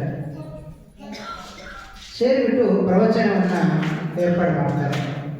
ಪ್ರತಿದಿನವೂ ಗೋಪಿಗೀತ, ಆಮೇಲೆ ಜಗನ್ನಾಥನ ಲೀಲೆಗಳ ವರ್ಣನೆ ಅವುಗಳನ್ನು ಚರ್ಚೆ ಮಾಡ್ತಾರೆ. ಜಗನ್ನಾಥನ ಪುರಿಯ ದೇವಸ್ಥಾನ ಪೆಂಡಾಲಲ್ಲಿ ಮೈಕ್ಗಳನ್ನು ಕಟ್ಟಿರ್ತಾರೆ. ಓಪನ್ ಪ್ರೋಗ್ರಾಮ್ಸ್ ಅದು, ಅದರಿಂದ ಮೈಕ್ಗಳನ್ನು ಕಟ್ಟಿ ಪ್ರವಚನ ಮಾಡ್ತಾ ಇರ್ತಾರೆ. ಆ ಪ್ರವಚನ ಮಾಡತಕ್ಕಂಥ ಸಂದರ್ಭದಲ್ಲಿ ಒಬ್ಬ ಪ್ರವಚನಕಾರರು ಹೇಳ್ತಾರೆ, ಸ್ವಾಮೀಜಿಯವರು, ಮನುಷ್ಯ ಜನ್ಮ ಇರುವುದು ಭಗವಂತನ ಸಾಕ್ಷಾತ್ಕಾರ ಮಾಡಿಕೊಳ್ಳೋದಕ್ಕೋಸ್ಕರ. ಮನುಷ್ಯ ಬಂದಿರದೆ ಭಗವಂತನ ಸೇವೆಯನ್ನು ಮಾಡೋದಕ್ಕೋಸ್ಕರ. ಆಮೇಲೆ ಅವನು ಮಾಡುವ ಕೆಲಸಗಳು ಭಗವಂತನಿಗೆ ಪ್ರೀತಿಯಾಗಬೇಕು ಅಂಥ ಕೆಲಸಗಳನ್ನು ಆಯ್ಕೆ ಮಾಡ್ಕೋಬೇಕು. ಅದರಿಂದ ಯಾವುದೇ ಪಾಪ ಕರ್ಮಗಳು ಉಂಟಾಗಬಾರ್ದು, ಅಂಥ ಕೆಲಸಗಳನ್ನು ಮಾಡಿದರೆ ಬಹಳ ಉತ್ತಮ ಅಂತೇಳಿ ಪ್ರವಚನಕಾರರು ಹೇಳ್ತಾರೆ. ಅಲ್ಲಿ ಒಬ್ಬ ಮೀನುಗಾರ ಮೀನು ಹಿಡಿತಕ್ಕಂಥವ್ರು, ಅವರು ಅವನ ಕೆಲಸ ವೃತ್ತಿ ಮೀನು ಹಿಡಿಯೋದು, ಸಮುದ್ರದಲ್ಲಿ ಮೀನು ಹಿಡಿಯೋದು. ಅವರು ದಾರಿಯಲ್ಲಿ ಹೋಗುವಾಗ ಒಂದು ಮಾತನ್ನು ಮೈಕಿಂದ ಸೌಂಡಲ್ಲಿ ಕೇಳಿಸ್ಕೊಳ್ತಾರೆ. ಯಾರು ಪ್ರಾಣಿ ಹತ್ಯೆ ಮಾಡ್ತಾರೋ ಅವ್ರು ನರಕಕ್ಕೆ ಹೋಗ್ತಾರೆ, ಅವರಿಗೆ ಮನುಷ್ಯ ಜನ್ಮ ಸಿಗೋದಿಲ್ಲ ಅಂತ ಇವರು ಪ್ರವಚನದಲ್ಲಿ ಹೇಳ್ತಾರೆ. ಈ ಪಾಯಿಂಟ್ ಅವನಿಗೆ ಕಿವಿಗೆ ಕೇಳಿಸುತ್ತೆ. ಅವನ ಪ್ರವಚನಕ್ಕೆ ಬಂದಿಲ್ಲ, ರೋಡಲ್ಲಿ ಹೋಗುವಾಗ ಒಂದು ಮಾತು ಕೇಳಿಸ್ಕೊಂಡು ಹೋಗಿದ್ದಾನೆ ಮೈಕಲ್ಲಿ ಅಷ್ಟೇ. ಆಗ ಅವನು ನಗ್ತಾನೆ, ನಾನು ಲಕ್ಷ ಲಕ್ಷ ಮೀನುಗಳನ್ನು ಸಾಯಿಸ್ತಾ ಇದ್ದೀನಿ, ಇವ್ರಿಗೇನೋ ಪಾಪ ಬರ್ತದೆ ಅಂತ. ಏನು ಹೇಳ್ತಾರೆ ಅವ್ರ ಸ್ವಾಮಿಗಳು, ಬೇರೆ ಅವ್ರಿಗೆ ಕೆಲಸ ಇಲ್ಲ. ಅವ್ರಿಗೇನೋ ದಕ್ಷಿಣೆ ಬರ್ತದೆ, ದೇವಸ್ಥಾನದಲ್ಲಿದ್ದಾರೆ, ಎಲ್ಲರೂ ದಕ್ಷಿಣೆ ಕೊಡ್ತಾರೆ, ಅವ್ರ ಜೀವನ ನಡೀತಾ ಇದೆ. ನಾನು ಮೀನು ಹಿಡಿದು ಅವ್ರು ಸಾಯಿಸಿಲ್ಲ ಅಂದರೆ ನನ್ನ ಜೀವನನೇ ನಡೆಯೋದಿಲ್ಲ. ಅದೇನೋ ಹೇಳ್ಕೊಳ್ತಾರೆ, ಬುದ್ಧಿ ಇಲ್ಲ ಅವರಿಗೆ ಅಂತ ಅಂದ್ಕೊಂಡು ಅವನು ಹೋಗ್ತಾನೆ ಮೀನು ಹಿಡಿಯೋದಕ್ಕೆ. ಹೋಗಿ ಮೀನುಗಳನ್ನು ಹಿಡಿತಾನೆ. ಮಾರನೇ ದಿವಸ ಮತ್ತೆ ಮನೆಗೆ ಬಂದು ಮತ್ತೆ ವಾಪಸ್ ಹೋಗುವಾಗ ಮತ್ತೆ ಇನ್ನೊಂದು ಪದಗಳನ್ನು ಕೇಳ್ತಾನೆ. ಯಾರು ಪ್ರಾಣಿ ಹತ್ಯೆ ಮಾಡ್ತಾರೋ ಅವರು ಘೋರವಾದಂಥ ಪಾಪವನ್ನು ಯಮಲೋಕದಲ್ಲಿ ಅನುಭವಿಸ್ಬೇಕಾಗುತ್ತೆ, ಅವರಿಗೆ ಮನುಷ್ಯ ಜನ್ಮ ಸಿಗೋದೇ ಇಲ್ಲ. ಆದ್ದರಿಂದ ಆ ಥರ ಪ್ರಾಣಿ ಹತ್ಯೆ ಮಾಡಲೇಬಾರದು, ಅದು ಮಹಾಪಾಪ ಅಂತ ಹೇಳಿ ಅವರು ಆ ರೀತಿ ಪ್ರವಚನದಲ್ಲಿ ಹೇಳ್ತಾರೆ. ಮತ್ತೆ ನಗ್ತಾನೆ ಅವನು, ಇವ್ರು ಏನು ಈ ರೀತಿ ಹೇಳ್ತಾರೆ ಅಂತ ಈ ಥರ ಆಗುತ್ತೆ ಅಂದ್ಕೊಂಡು ಅದನ್ನು ಅಷ್ಟೊಂದು ಸೀರಿಯಸ್ ಆಗಿ ತಗೊಳ್ಳೋದಿಲ್ಲ. ಹೋಗಿ ಆ ಹಡಗಿನಲ್ಲಿ ಸಮುದ್ರದಲ್ಲಿ ಹೋಗ್ತಾರೆ. ಹೋಗಿ ಬಲಿಯನ್ನು ಹಾಕ್ತಾರೆ. ಹಾಕಿ ಮೀನುಗಳೆಲ್ಲ ಸಿಗ್ತದೆ, ಅದೆಲ್ಲ ಎತ್ಕೊಂಡು ಅವ್ರು ಏನು ಮಾಡ್ತಾರೆ, ಎತ್ಕೊಂಡು ತನ್ನ ಬೋಟಲ್ಲಿ ಹಾಕ್ಕೊಳ್ತಾರೆ. ಅದರಲ್ಲಿ ಒಂದು ಮೀನು ಏನು ಮಾಡುತ್ತೆ, ಹರಿ ಹರಿ ಹರಿ ಅಂತ ಹೇಳ್ಬಿಟ್ಟು ಜಂಪ್ ಮಾಡಿ ಬಿದ್ದುಬಿಡುತ್ತೆ. ಅದು ಮಾತಾಡುತ್ತೆ, ಹರಿ ಹರಿ ಹರಿಗೋಲ್ ಅಂತದೆ. ಅದು ಜಂಪ್ ಮಾಡಿ ಕೆಳಗೆ ಬಿಡ್ತದೆ. ಸಿಕ್ಕಿರೋ ಬಲೆಯಿಂದ ಜಂಪ್ ಆಗಿ ಹೊರಗಡೆ ಬಿಡ್ತದೆ. ಎಷ್ಟು ಕಷ್ಟಪಟ್ಟು ಹಿಡಿದಿದ್ದೆಲ್ಲ ಇದು ಹೋಯ್ತಲ್ಲ ಅಂತೇಳಿ ಅವನು ಬೇಜಾರು ಮಾಡಿಕೊಂಡು ವಾಪಸ್ ಮನೆಗೆ ಬರ್ತಾನೆ. ನೆಕ್ಸ್ಟ್ ಮಾರನೇ ದಿವಸ ಹೋಗ್ತಾನೆ, ಮತ್ತೆ ಬಲಿ ಹಾಕ್ತಾನೆ. ಮತ್ತೆ ಅದು ಮತ್ತೆ ಹಿಡ್ಕೊಂಡು ಇದ್ಕೊಂಡಾಗ ಇನ್ನೊಂದು 2 ಮೀನು ಮತ್ತೆ ಹರಿ ಹರಿ ಅಂತ ಹೇಳಿ ಜಂಪ್ ಮಾಡಿಬಿಟ್ಟು ಸಮುದ್ರದಲ್ಲಿ. ಅವಾಗ ಇದೇನು ಹಿಂಗೆ ಹರಿ ಹರಿ ಅಂತ ಹೇಳ್ತದಲ್ಲ, ಏನಿದೆ ಅಂದರೆ ಏನು ಅಂತೇಳಿ ಒಬ್ಬ ಪಂಡಿತರು ಕೇಳ್ತಾರೆ. ಆವಾಗ ಆ ಪಂಡಿತರು ಹೇಳ್ತಾರೆ, ಹರಿ ಅಂದರೆ ಸ್ವಯಂ ಭಗವಂತ ಕೃಷ್ಣ ಜಗನ್ನಾಥ ಇದಾರಲ್ಲ, ಅವನ ನಾಮಸ್ಮರಣೆಯನ್ನು ಮಾಡ್ತಾ ಇದೆ. ಅದು ಹಿಂದೂ ಜನರಲ್ಲಿ ಭಕ್ತರಾಗಿದ್ದರು ಅವರು. ಅದು ಜನರು ಮೀನ ಪಾಪ ಕಾರ್ಯ ಮಾಡೋದಕ್ಕೋಸ್ಕರ ಮೀನಾಗಿ ಹುಟ್ಟಿದ್ದಾರೆ ಅವರು. ಅದಕ್ಕೆ ಪ್ರತಿಯೊಂದು ಜೀವಿಯಲ್ಲೂ ಭಗವಂತ ಇದ್ದಾನೆ, ಪ್ರತಿಯೊಂದು ಹೃದಯದಲ್ಲೂ ಆತ್ಮ ಇದ್ದಾನೆ. ಆದ್ದರಿಂದ ನೀನು ಮಾಡೋ ಕೆಲಸ ಅಷ್ಟು ಸರಿ ಇಲ್ಲ, ಅದರಿಂದ ನೀನು ತುಂಬ ಮನುಷ್ಯ ಜನ್ಮ ಸಿಗೋದಿಲ್ಲ, ತುಂಬ ಪಾಪಗಳನ್ನು ಅನುಭವಿಸ್ಬೇಕಾಗತ್ತೆ ಅಂಥೇಳಿ ಆ ಪಂಡಿತರು ಪುರೋಹಿತರು ಅವ್ರಿಗೆ ಹೇಳ್ತಾರೆ. ಆವಾಗ ಅವನ ಮನುಷ್ಯ ಸ್ವಲ್ಪ ನೋವು ಅನ್ನಿಸ್ತು. ಇಷ್ಟು ವರ್ಷ ಯೋಚನೆನೇ ಮಾಡಿಲ್ಲ. ನಾನು ಅನೇಕ ಪಾಪಗಳನ್ನು ಮಾಡ್ತಾನೆ ಇದ್ದೀನಿ. ಎಷ್ಟೋ ಜನ ವಂಶ ಪರಂಪರೆಯಿಂದ ಇದೇ ಕೆಲಸ ಮಾಡ್ಕೊಂಡು ಬರ್ತಾ ಇದ್ದಾರೆ, ನಾನು ಇದನ್ನೇ ಮಾಡ್ತಾ ಇದ್ದೀನಿ. ನನಗೆ ನೋಡಿದರೆ ಬೇರೆ ಕೆಲಸ ಬರೋದಿಲ್ಲ.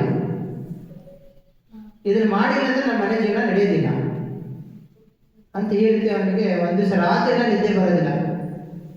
ಯೋಚನೆ ಮಾಡ್ತಾನೆ, ಮಾಡಬೇಕು ಬಿಡಬೇಕು. ಆವಾಗ ಅವ್ರ ಹೆಂಡತಿ ಕೇಳ್ತಾರೆ, ನೋಡು, ನಾನು ಈ ಥರ ಮೀನು ಹಿಡಿಯೋದ್ರಿಂದ ನನಗೆ ಪಾಪ ಬರ್ತದೆ, ಅದಕ್ಕೆ ನಾನು ಈ ಕೆಲಸ ಬಿಟ್ಬಿಡ್ಬೇಕಂತ ಇದ್ದೀನಿ, ನಿನ್ನ ಅಭಿಪ್ರಾಯ ಏನು ಅಂತ ಹೇಳ್ತೀನಿ ಕೇಳ್ತಾರೆ. ಹೆಂಡತಿ ಏನು ಹೇಳ್ತಾರೆ, ನೀನು ಒಂದು ತೊಟ್ಟು ವಿಷ ಕೊಟ್ಬಿಡು, ನಮಗೆ ವಿಷ ಕೊಟ್ಟು ನಮ್ಮ ಮಕ್ಕಳಿಗೆ ಎಲ್ಲರೂ ಸಾಯಿಸ್ಬಿಡು, ಆಮೇಲೆ ನೀ ಏನಾರು ಮಾಡ್ಕೊ ಅಂತ ಹೇಳ್ತಾರೆ. ಅಂದ್ರೆ ಅರ್ಥ ಏನು, ನೀನು ಮೀನು ಹಿಡಿಯೋ ಕೆಲಸ ನೀನು ಮಾಡಬೇಕು ಅಂತ. ಇವಾಗ ಎಲ್ಲ ಎತ್ತಿ ನನಗೆ ತಾನು ಹೇಳೋದು, ನೀ ಏನಾರು ಮಾಡ್ರಪ್ಪ, ನಮ್ಮ ಮನೆ ರೇಷನ್ ತಂದು ಕೊಟ್ಬಿಡ್ರಿ, ನಮ್ಮ ಸಾಲ ಸಲನೆ ಕಟ್ಬಿಡ್ರಿ, ನೀನು ಏನು ಕಳ್ತನ ಮಾಡ್ತೀವೋ ಅದು ಏನು ಮಾಡ್ತೀವೋ ನಮ್ಗೆ ಗೊತ್ತಿಲ್ಲ, ಬಟ್ ನಮ್ಮ ಸಂಸಾರ ನಡಿಬೇಕು ಅಂತ ಹೇಳ್ತಿ. ಅದೇ ಥರ ಅವ್ರು ಹೆಂಡ್ತಿ ಕೂಡ ಹಾಗೆ ಹೇಳ್ಬಿಟ್ರು. ಥರ ಹೇಳಿದಾಗ ಅವನಿಗೆ ಮತ್ತೆ ಬೇರೆ ದಾರಿ ಸಿಗಲಿಲ್ಲ. ಮತ್ತು ಬಲಿ ತಗೊಂಡು ಮತ್ತು ನೆಕ್ಸ್ಟ್ ಡೇ ಮೀನು ಹಿಡಿಯಕ್ಕೆ ಹೋಗ್ತಾನೆ. ಹೋದಾಗ ಅಲ್ಲಿ ಎಲ್ಲ ಮೀನುಗಳು ಜೋರಾಗಿ ಹರಿ ಹಾಕ್ಬಿಡ್ತವೆ. ಅವಾಗ ಅವನು ಏನು ಮಾಡ್ತಾನೆ, ಆ ಬಲಿ ಎಲ್ಲ ಫುಲ್ ಬಿಟ್ಬಿಡ್ತಾನೆ, ಹಿಡಿದ್ರೆ ಎಲ್ಲ ಮೀನುಗಳನ್ನು ವಾಪಸ್ ಬಿಟ್ಬಿಡ್ತಾನೆ. ಅವತ್ತೇ ಡಿಸೈಡ್ ಮಾಡ್ದ ಅವನು, ಇವತ್ತಿಂದ ನಾನು ಮೀನು ಹಿಡಿಯೋದಿಲ್ಲ ಅಂಥೇಳಿ ಬಲಿ ಎಲ್ಲ ನೀರಲ್ಲಿ ಬಿಟ್ಬಿಟ್ಟು ಹೊರಡ್ತಾನೆ. ಮನೆಗೆ ಹೋದರೆ ಹೆಂಡತಿ ಬೈತಾರೆ. ಓಕೆ, ಅದಕ್ಕೆ ಏನು ಮಾಡೋಣ, ಮನೆಗೆ ಹೋಗೋದೇ ಬೇಡ ಅಂತೇಳಿ ಏನು ಮಾಡ್ತಾನೆ, ಕಾಡಿಗೆ ಹೋಗ್ಬಿಡ್ತಾನೆ. ಇವತ್ತಿಂದ ನನ್ನ ಜೀವನ ಹೆಂಗೆ ನಡೀತದೆ ನಡ್ಕೊಳ್ಳೋದು, ಅದೇನಾದರೂ ಆಗಲಿ ಅಂಥೇಳಿ ಜಗನ್ನಾಥಪುರಿಯಲ್ಲಿ ಸುದರ್ಶನ ಇದೆ ನೋಡಿ, ಅಲ್ಲಿ ಪ್ರತಿಯೊಬ್ಬರು ನಮಸ್ಕಾರ ಮಾಡ್ತಾರೆ. ಯಾವ ಜಾತಿ ಧರ್ಮ ಯಾರು ಎಲ್ಲರೂ ಜಗನ್ನಾಥನಿಗೆ ಅಷ್ಟು ಪ್ರೀತಿ ಎಲ್ಲರಿಗೂ. ಆ ರೀತಿ ಆ ಭಗವಂತನಿಗೆ ನಮಸ್ಕಾರ ಮಾಡಿ ಅವನು ಕಾಡಿಗೆ ಹೊರಟ್ಬಿಡ್ತಾನೆ. ಇನ್ಮೇಲೆ ನೀನೇ ನಾನು ನೋಡ್ಕೊ, ನನಗಂತೂ ಏನು ಕೆಲಸ ಬರೋದಿಲ್ಲ, ನಾನು ಮಾಡಿದರೆ ಪಾಪ ಬರುತ್ತೆ ಅಂತ ಇವ್ರು ಹೇಳ್ತಾರೆ, ಮನೆಯಲ್ಲಿ ನೋಡಿದ್ರೆ ಈ ಥರ ಹೇಳ್ತಾರೆ, ನನಗೇನು ಮಾಡ್ಬೇಕಂತ ಗೊತ್ತಿಲ್ಲ, ಅದಕ್ಕೆ ನಾನು ಕಾಡಿಗೆ ಹೋಗ್ತೀನಿ ಅಂಥೇಳಿ ಕಾಡಿಗೆ ಹೋಗ್ಬಿಡ್ತಾರೆ. ಕಾಡಿಗೆ ಹೋಗಿ ಅಲ್ಲೊಂದು ಗುಹೆ ಇರುತ್ತೆ, ಅದರೊಳಗೆ ಆಶ್ರಯ ತಗೊಳ್ತಾನೆ. ಅಲ್ಲಿ ಒಂದು ದೊಡ್ಡ ಮೊಸಳೆ ಬಾಯಿ ತಗೊಂಡು ಕೂತ್ಕೊಂಡಿರ್ತದೆ. ಆವಾಗ ಇವನಿಗೆ ಏನಾಗುತ್ತೆ, ಅದನ್ನು ನೋಡ್ಬಿಟ್ಟು ಭಯ ಆಗಿಬಿಡ್ತದೆ. ಆಯ್ತು, ನನಗೆ ತಿಂದಾಕ್ಬಿಡ್ತದೆ, ನಂದಿಷ್ಟೇ, ನನ್ನ ಜೀವನ ಮುಗೀತು ಅಂತೇಳಿ ಕಣ್ಣು ಮುಚ್ಕೊಂಡ್ಬಿಡ್ತಾನೆ. ಈಗ ಭಯ ಬಂದಾಗ ನಾವೇನು ಮಾಡ್ತೀವಿ, ಕಣ್ಣು ಮುಚ್ಕೊಳ್ತೀವಿ, ಮೃತ್ಯು ಹತ್ತಿರ ಬರ್ತಾನೆ. ಹಾಗೆ ಅವನೇನು ಮಾಡ್ಬಿಡ್ತಾನೆ, ಕಣ್ಣು ಮುಚ್ಕೊಂಡು ಮಲ್ಕೊಂಡ್ಬಿಡ್ತಾನೆ. ಆವಾಗ ಬೆಳಗಾಗುತ್ತೆ, ನೋಡಿದ್ರೆ ಮೊಸಳೆ ಏನಿಲ್ಲ, ಏನಿಲ್ಲ. ಅವಾಗ ಕಣ್ಬಿಟ್ಟು ನೋಡ್ತಾನೆ, ಜೀವಂತವಾಗಿದ್ದಾನೆ. ಓ, ನಾನು ಕನಸು ಕಂಡಿದ್ದೀನಿ ಅಂತ. ಹಾಗೆ ಈಗ ಸಡನ್ನಾಗಿ ನಾವು ಈ ಥರ ಫಾರೆಸ್ಟಲ್ಲಿ ಹೋದರೆ ನಮಗೆ ಮ್ಯಾಚ್ ಆಗೋದಿಲ್ಲ, ಹೊಂದಾಣಿಕೆ ಆಗೋದಿಲ್ಲ, ಭಯ ಜಾಸ್ತಿ ಬರ್ತದೆ. ಹಾಗೆ ಅವನು ಪ್ರಾಕ್ಟೀಸ್ ಮಾಡ್ಕೊಂಡ, ಕಾಡಲ್ಲಿ ಇರೋದಕ್ಕೆ ರೂಢಿ ಮಾಡಿಕೊಂಡ. ಒಂದು ದಿವಸ ಏನಾಯಿತು, ಆ ಕಾಡಿನಲ್ಲಿ ಒಬ್ಬರು ಸಾಧು ಬರ್ತಾರೆ. ಬಂದು ಅವನಿಗೆ ಭೇಟಿ ಮಾಡ್ತಾರೆ. ಯಾರಪ್ಪ ನೀನು, ಯಾಕೆ ಕಾಡಲ್ಲಿ ಇಷ್ಟೊಂದು ಅಲಿತಾ ಇದ್ದೀಯಾ, ಏನು ಈ ಕತೆ ಏನು ಅಂತ ಕೇಳ್ತಾರೆ. ಕೇಳಿದಾಗ ಅವನು ಹೇಳ್ತಾನೆ, ಈ ಥರ ನಾನು ಮೀನು ಹಿಡಿಯೋನು, ಮೀನುಗಾರ, ನನಗೆ ಆ ವೃತ್ತಿ ಬಿಟ್ಟರೆ ಬೇರೆ ಬರ್ತಾ ಇರಲಿಲ್ಲ, ಅದಕ್ಕೆ ಅದನ್ನು ಮಾಡಿದರೆ ಪಾಪ ಬರುತ್ತೆ ಅಂತ ಹೇಳ್ತಾ ಇದ್ದಾರೆ.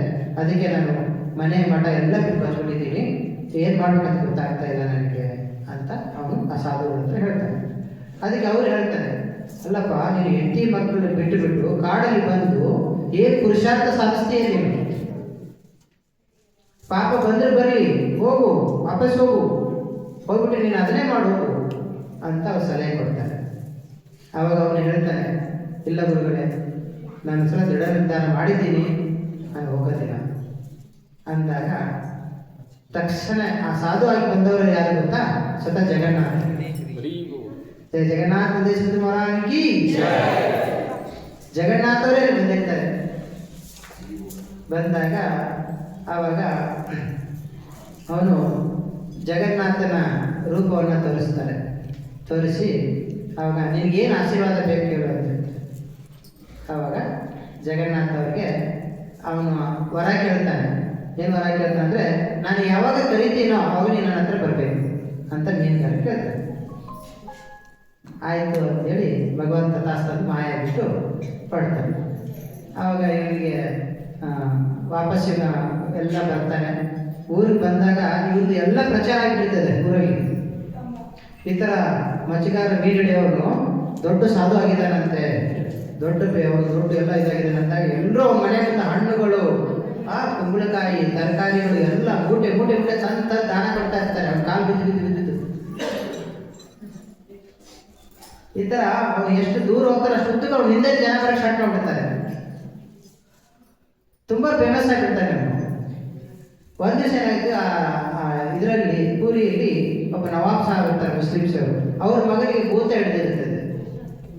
ಆವಾಗ ಇವ್ರ ಕೈ ಮುಟ್ಟಿದ ತಕ್ಷಣವೇ ಅವ್ರು ವಾಸಿ ಆಗಿಬಿಡ್ತದೆ. ಒಬ್ಬರು ಶ್ರೀಮಂತರ ಮಗ ಸತ್ತ ಹೋಗಿರ್ತಾನೆ ಅವರು. ಆವಾಗ ಅವರು ಒಬ್ಬನೇ ಮಗ ಇರ್ತಾನೆ. ಅವ್ರು ತಂದು ಇವ್ರ ಪಾದಕ್ಕೆ ಇಟ್ಬಿಡ್ತಾರೆ, ನಮ್ಮ ಮಗಳು ಬದುಕಿಸ್ಕೊಡ್ರಿ ನೀವು ಅಂತ. ನೋಡಿ ಸತ್ತ ಹೋಗಿರ್ತದೆ ಮಗು. ಆಗ ಜಗನ್ನಾಥನ ಕರೆದ್ಬಿಟ್ಟು ಇವನು ಅವ್ರ ಕಡಿತ ಅವ್ನು ಜೀವಂತ ಮಾಡಿ ಕಳಿಸ್ತಾರೆ. ಹೀಗೆ ಫೇಮಸ್ ಆಗಿಬಿಟ್ಟು ತುಂಬ ಅವ್ರಿಗೆ ಎಷ್ಟು ಸಿರಿ ಸಂಪತ್ತು ಬರ್ತದೆ ಅಂದರೆ ಮನೇಲಿ ಇಡೋಕ್ಕೆ ಜಾಗ ಇಲ್ಲ, ಅಷ್ಟು ಸಿರಿ ಸಂಪತ್ತು ಹತ್ರ ಬರ್ತಾ ಇರ್ತದೆ. ಆವಾಗ ಇದೆಲ್ಲ ಬಂದ ಆದಮೇಲೆ ಆವಾಗ ಅವನಿಗೆ ಒಂದು ದಿವಸ ಭಗವಂತ ನನಗೋಸ್ಕರ ನಾನು ಇಷ್ಟೆಲ್ಲ ಹೊಟ್ಟೆ ಪಾಡಿಗೋಸ್ಕರ ನಾನು ಇಷ್ಟೆಲ್ಲ ಮಾಡಿದೆ, ಇವತ್ತು ನನ್ನ ಕೈಲಿ ಹಿಡ್ಕೊಳ್ಳೋಕೆ ಆಗ್ತಾ ಇಲ್ಲ, ಲಕ್ಷ ಜನಕ್ಕೆ ನಾನು ಅನ್ನದಾನ ಮಾಡ್ಬೋದು, ಅಷ್ಟು ಭಗವಂತ ನನಗೆ ಕೊಡ್ತಾ ಇದ್ದಾನೆ ಅಂತ ಹೇಳಿ ಅವನೇನು ಮಾಡ್ತಾನೆ, ಭಗವಂತನಿಗೆ ನನ್ನ ಕೈಯಿಂದ ಸ್ವತಃ ನಾನೇ ಇವತ್ತು ಊಟ ಮಾಡಿಸ್ಬೇಕಂತೇಳಿ ಚಪ್ಪನ್ಗೆ ರೆಡಿ ಮಾಡಿಸ್ತಾನೆ. ಮಾಡಿಸ್ಬಿಟ್ಟು ಜಗನ್ನಾಥನ ತನ್ನ ಮನೆಯಲ್ಲಿ ಕರೆದ್ಬಿಟ್ಟು ಊಟ ಮಾಡಿಸ್ತಾರೆ. ಇಲ್ಲಿ ಅವತ್ತಿನ ದಿವಸದಲ್ಲಿ ಪೂರಿಯಲ್ಲಿ ಇಂದ್ರದ್ಯುಮ್ನ ಮಹಾರಾಜರದ್ದು ಬರ್ತಡೇ ಇರುತ್ತೆ. ಅವತ್ತೇನಾಗುತ್ತೆ, ಅವರು ಜಗನ್ನಾಥರಿಗೆ ವಿಧವಾದಂಥ ಹೆಚ್ಚಿನ ಐಟಮ್ಸ್ಗಳನ್ನು ಮಾಡಿಸಿರ್ತಾರೆ ಭಗವಂತ ನೈವೇದ್ಯಕ್ಕೋಸ್ಕರ. ಅಲ್ಲಿ ಒಂದು ನಿಯಮ ಇದೆ ಜಗನ್ನಾಥಪುರಿಯಲ್ಲಿ. ಆಫರಿಂಗ್ ಮಾಡಬೇಕಾದ್ರೆ ಪಂಡಗಳು ಆ ಕೈಯಲ್ಲಿ ಭಗವಂತ ವಿಗ್ರಹ ಕಾಣಬೇಕು ಅಂದ್ರೇ ಆ ಭೋಗವನ್ನು ಅರ್ಪಣೆ ಮಾಡ್ತಾರೆ ಭಗವಂತನಿಗೆ. ಇಲ್ಲಾಂದ್ರೆ ಎಲ್ಲ ಚೆಂದ್ಬಿಡ್ತಾರೆ ಮಾಡಿದ್ದೆಲ್ಲ. ಅವಾಗ ಎಷ್ಟೇ ಆಹ್ವಾನ ಮಾಡ್ತಾರೆ ಬರ್ತಾ ಇಲ್ಲ. ಅವಾಗ ಏನು ಅಪರಾಧ ಆಯಿತು ಅಂತ ಕೇಳಿದಾಗ ಜಗನ್ನಾಥ ನಾನು ಇಲ್ಲಿಂದ ಬೇರೆ ನಮ್ಮ ಮೀನುಗಾರ ಮನೆಯಲ್ಲಿ ಊಟ ಮಾಡ್ತಾ ಇದ್ದೀನಿ ಅಂತ ರಾಜನ ಕನಸಲ್ಲಿ ಹೇಳಿದಾಗ ಇಮಿಡಿಯ ರಾಜ ಕುದುರೆಗಳನ್ನು ತಗೊಂಡು ಆ ಮೀನುಗಾರ ಬಸ್ತಿಗೆ ಹೋಗ್ತಾರೆ. ಅವ್ರ ಜೋಪಡಿಯಲ್ಲಿ ಭಗವಂತ ತೊಡೆ ಮೇಲೆ ಊಟ ಮಾಡ್ತಾ ಇರ್ತಾರೆ. ಓಕೆ, ಆಮೇಲೆ ಅವತ್ತಿಂದ ಅವನಿಗೆ ಆ ಕುದುರೆ ಮೇಲೆ ಕುದಿಸ್ಕೊಂಡು ಕರ್ಕೊಂಡು ಬಂದ್ಬಿಟ್ಟು ಭಗವಂತನಿಗೆ ಒಂದು ಸೇವೆ ಕೊಡ್ತಾರೆ. ನೀನು ಭಗವಂತನಿಗೆ ನಿಮ್ಮ ವಂಶಸ್ಥರು ಎಲ್ಲರೂ ಈ ಸೇವೆಯನ್ನು ಮಾಡಿ ಭಗವಂತನಿಗೆ ಊಟ ಮಾಡಬೇಕು, ಗಾಳಿ ಬೀಸೋದು ಇದೆಲ್ಲ ನೀವು ಮಾಡಿ ಅಂತ ಸೇವೆ ಕೊಡ್ತಾರೆ. ಅದಕ್ಕೆ ಇದರಿಂದ ಅರ್ಥ ಏನು, ಈ ಕಥೆಯಿಂದ ನಾವು ಹೇಳಿ ತಿಳ್ಕೋಬೇಕಂದ್ರೆ ನಾವು ಭಗವಂತನಿಗೆ ಸಂಪೂರ್ಣ ಶರಣಾಗತರಾದರೆ ಭಗವಂತ ನಮಗೆಲ್ಲ ಕರುಣಿಸ್ತಾನೆ. ಆದರೆ ನಾವೇನು ಮಾಡ್ತಾ ಇದ್ದೀವಿ, ಭಗವಂತನನ್ನು ಮರೆತು ನಮಗೋಸ್ಕರ ಮಾಡ್ತಾ ಇದ್ದೀವಿ, ಅದು ತಪ್ಪು. ಅದೇ ಅದಕ್ಕಿನ ಅದಕ್ಕೋಸ್ಕರ ನಾವೇನು ಮಾಡಬೇಕು, ಎಲ್ಲವೂ ಭಗವಂತನಿಗೋಸ್ಕರ, ಪ್ರತಿಯೊಂದು ಕೂಡ ಭಗವಂತನ ಸಮರ್ಪಣೆಗೋಸ್ಕರ ನಾವು ಇದನ್ನು ಸಮರ್ಪಿಸಬೇಕು. ಹರೇ ಕೃಷ್ಣ ಕೃಷ್ಣ ಕೃಷ್ಣ ಹರೇ ಹರೇ, ಹರೇ ರಾಮ ರಾಮ ರಾಮ ಹರೇ ಹರೇ.